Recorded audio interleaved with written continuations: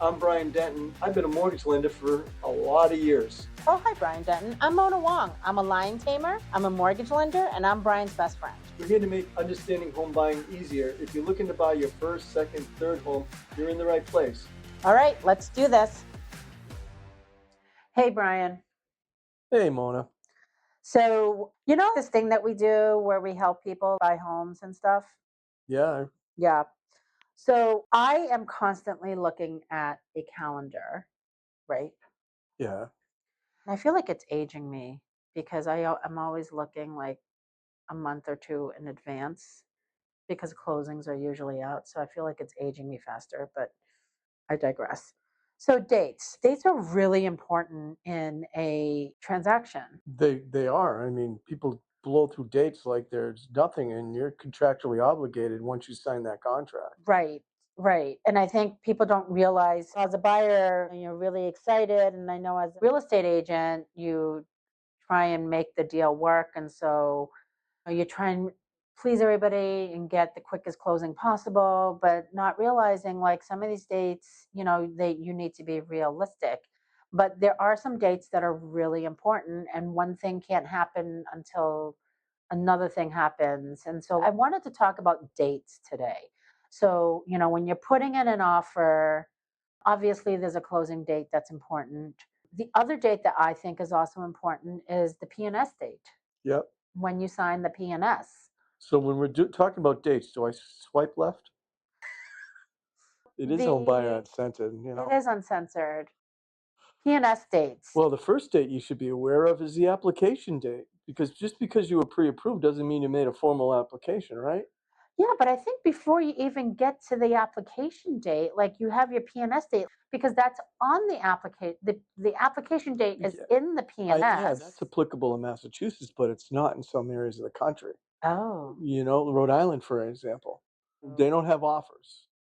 that's right. And Florida's the same way. Yeah, us massholes, we like to do things differently. And so I'm often in masshole brain, even though I do live free or die and go into New Hampshire and Rhode Island. What's Rhode Island's?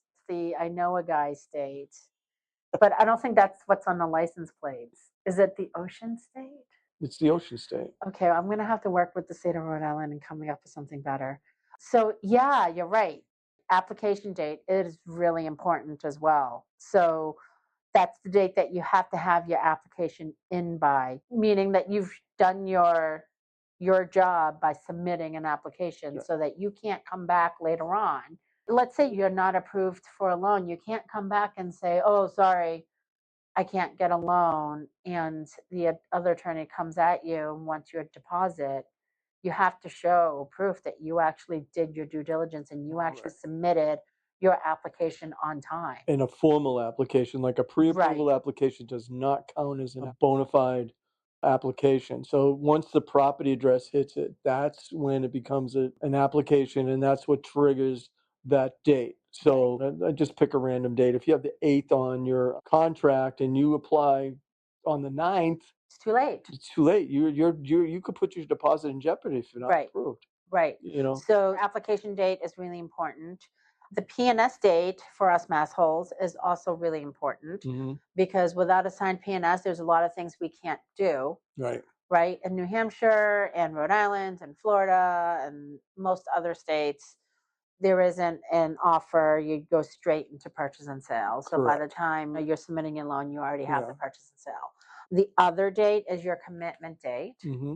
Right. That's the date that you have to have your mortgage approved by. Correct. Approved and committed. So they're going to actually commit to giving you the funds in order to close. In some cases, we have programs where we can get a pre-approval underwritten up front, but most time it doesn't happen that way.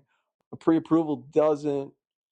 It's not applicable when you're talking about a commitment. Just because you're pre-approved, an underwriter has to look at it, approve it, and that's when you become approved. Right. And those dates that we talked about, they're important. Like, Yeah. like you said, if you don't have the purchase and sale, you can't get an appraisal, and you need an appraisal to get a commitment, Right. correct? Correct. Those dates are very, very important. And, as loan officers, we help and keep track of them for you. Yeah. But it is your responsibility as the buyer to take care of this. And I realize, listen, when I moved down to Florida from Rhode Island, it got hard because, you got a lot of things going on at one time. It's like you're trying to get a loan to get a mortgage on a home and then move and then relocate. So there could be, It's overwhelming, and if it's your first time, you don't know. right.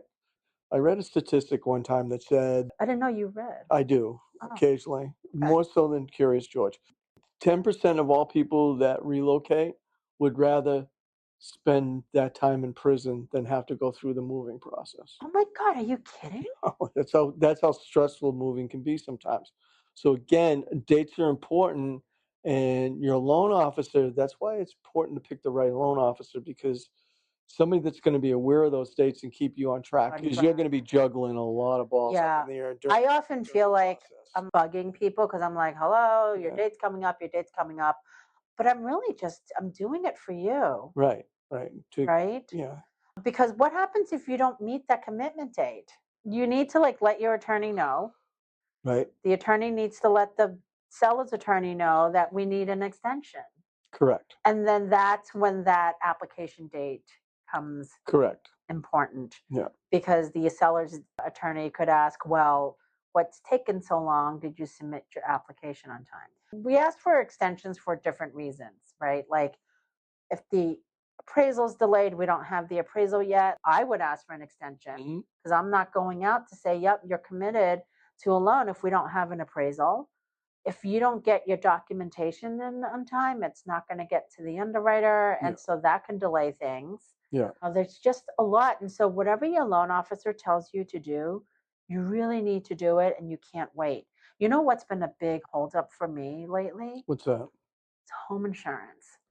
For Yeah. whatever reason, buyers are just waiting to get home insurance in place. And it's not like going to the store and buying gum. It takes time. So once you have a home under agreement, go and start shopping for Get your home insurance getting as quotes. well. Yeah, get quotes. Like start with where you get your car insurance. But I would also say check other places too, Yeah. Yeah. right? You never know.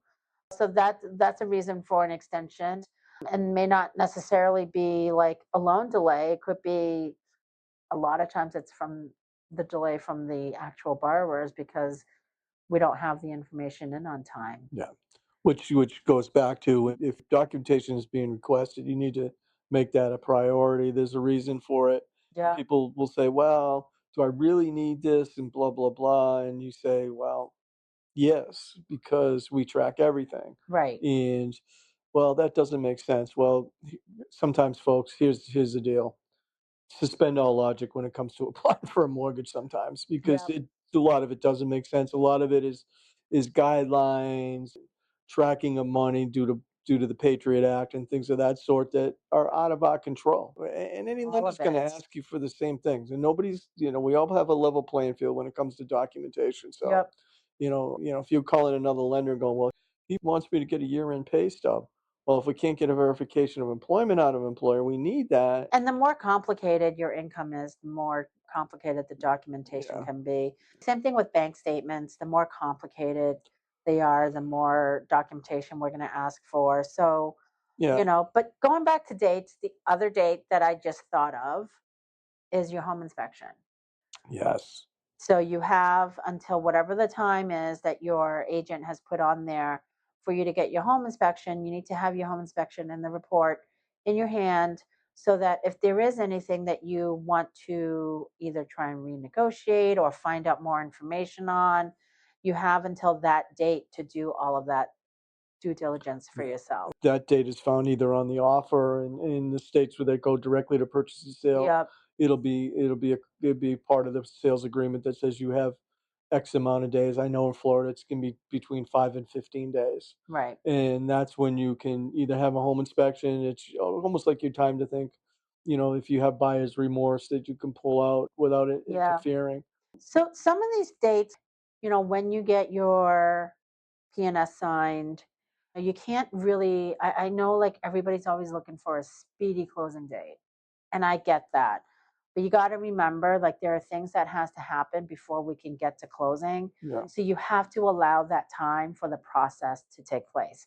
Like your title insurance takes time. It takes time for the attorney to actually get a title report. And you want a clean title report. You have to have a clean title report in order to close. There are some things you can't rush. Yeah. So you got to let the process run and make sure the dates are realistic. So how do you do that?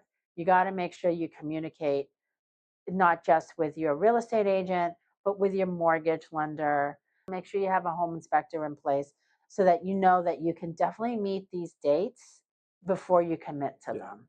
A lot of times in Massachusetts, the obstacle is the attorneys, so like the seller's attorney and the buyer's attorney, go Yeah, back and forth about things on the sales agreement or things with regard to the property, and those that can delay things. But that's not your responsibility.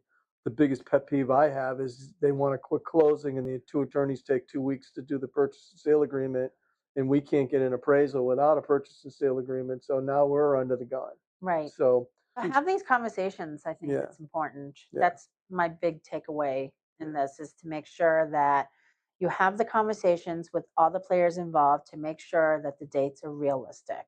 Hmm. And then you'll have a smooth closing. I think we're getting too tired now. I know it's only been 10 minutes, but Brian's old. What time is it? It's nap time. All right, folks. See you in the next one.